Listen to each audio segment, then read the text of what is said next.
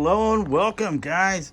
It's a beautiful day out here despite all the conflicts that are going on in many of the cities. But beyond that, let's try and talk about something positive, something fun.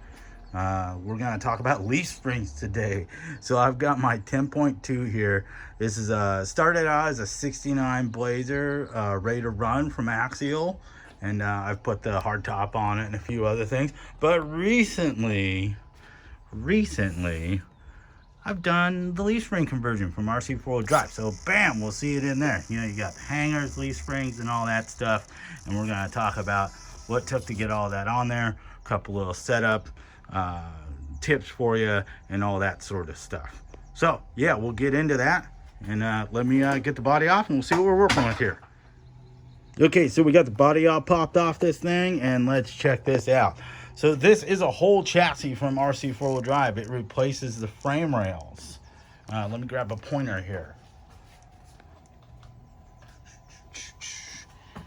It replaces the whole frame rail, and it provides you with the hangers, the leaf springs, the shackles, the mounts, which we'll talk about in a minute, and everything you need essentially to get this going.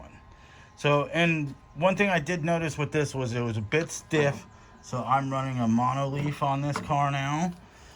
So we'll see it, you know, made it a little bit softer. This is never going to be a huge flex monster with leaf springs. You primarily do this for a much more scale aspect of the rock crawling world here. And yeah, so it's a cool thing. One thing you will gain out of this is a ton of breakover angles. So by getting rid of the lower links, you kind of expose your drive shafts a little bit, but you get a ton of breakover and like bumping up onto things. You can see in here. We'll check all this out. So we'll flip it over. So one of the reasons I did this on the 69 Blazer is because, you know, it's from 1969 and it seems really fitting to have leaf springs. This is the type of suspension that would have come on this truck from the factory. So yeah, cool little thing. This will just be a nice little trail runner. Still working on my little exhaust. Chopped up some exhaust pieces. So just doing some nice scale details on this. Nothing crazy.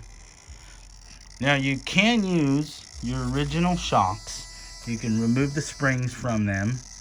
But I chose to do a set of these little King shocks here I had around.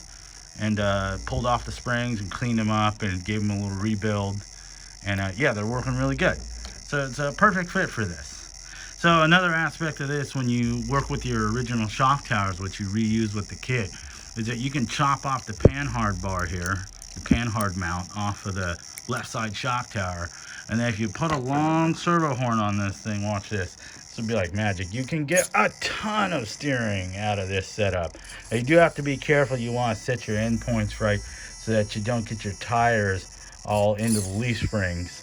But yeah, one benefit of this, by not having all the 3-link and panhard bars up there, is you make tons of room for steering. So that was nice. So another note that we're going to talk about with this truck is that this truck did start out, and I'll show you here, it had the new one-piece axles on it.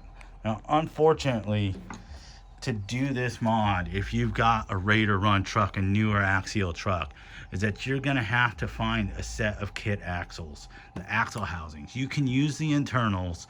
That stuff will all transfer over. But because of the way that this mounts, you can't use these link mounts. So I'll show you here. We'll flip over the truck. And something that the original ready to run had, get this thing to center out here, were these little link mount portions here. So you can see them here, and that's what mounts your link mounts mount to these points originally on these kit axles, and they're required to run this leaf spring because of the way it converts here. So, and also, you know, the one-piece rear axle would have been really nice to use, like what's here. It looks a little bit more scale, but unfortunately can't use it because the link mounts are molded in there. So you will have to find a set of kit axles and find the lockouts, and all the internal stuff will swap over. That won't be a problem, but you will need to find that.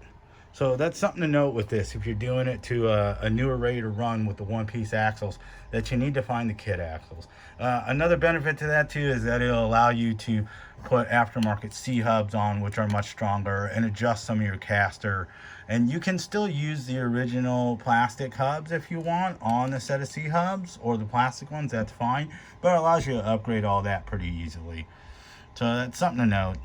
And then another thing I did here, this isn't a true anti-wrap bar, but with leaf springs you tend to get a little bit of what we call axle wrap, especially with a mono leaf. It makes it much softer. And by putting this bar in here, this is one of your original upper link bars. You just put one back in on the front and the back, and just trying to alleviate some of that. It won't completely cure that with the setup I have on here. There are other ways to do it. Primarily you would want to connect both the top and bottom portions of the axle to this, and that would stop any wrapping of the leaf springs when you're trying to climb up stuff. You can break leaf springs that way if they're soft enough, and yeah, so it just helps with tuning. So that's something to consider. But yeah, there we go, guys. We're gonna have some running video of this. I'm gonna get it out on the trails later today, and do a little bit of running video on it. But there it is. That's the new deal. So yeah, hope you guys dug this, and it's a fun kit. I'm sure for a lot of people it's going to be a great way to go. And you know, really surprisingly, this has been more capable than even I thought it would be. So you know, for those of you guys that want something different, maybe aren't so, you know, enamored with the big flex of the 4-links, they do perform better, and you maybe just want something a little more challenging but still, you know, pretty capable, this might be the route for you. So all right, we'll have some running a video of this, and have a good day. Thanks.